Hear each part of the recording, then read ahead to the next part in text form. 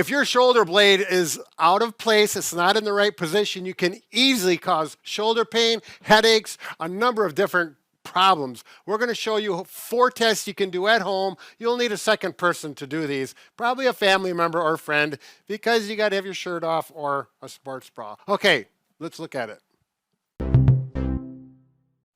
Okay, so Bob has volunteered to be the subject, and if we look at his shoulder blades, there's a noticeable difference on this shoulder blade. It's actually winging. You can see there's a hollow spot right in here, and the shoulder blade is separated from the rib cage, which is not desirable. So there's exercises to help get that back. Let's go to the second test.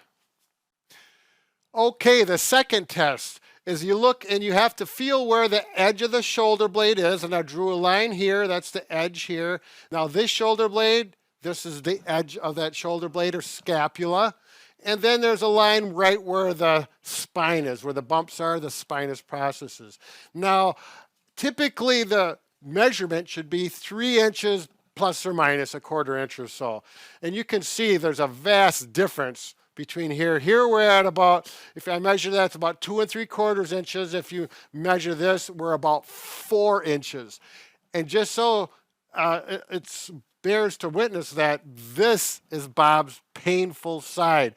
So it's very, oh, look, we've got a winging scapula, we've got an irregular distance from the center of the midline. We've got a problem here. Let's go and check another test. Okay, the next way is we're going to look at this clavicle or the collarbone. I actually drew a line that shows, so it's easy to see.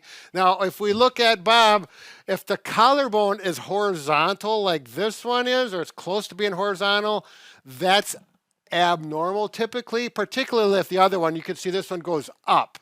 And that's more evidence of a normal collarbone, which the collarbone is positioned by where the scapula is sitting. So this scapula is actually a little bit lower than this one. A low scapula is problematic. So this side is problematic, Bob. Every test is, yeah, okay. Let's go to the 4th one.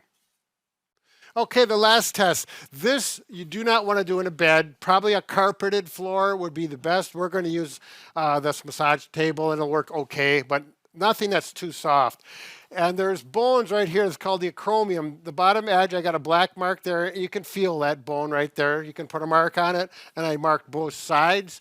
And observe the distance from the table up to that acromion and the table up to here. And actually, if you measure it, we got just about 3 inches there and less than 2 inches. And you can see quite clearly this shoulder is up higher. That means the whole shoulder blade is up higher on the rib cage.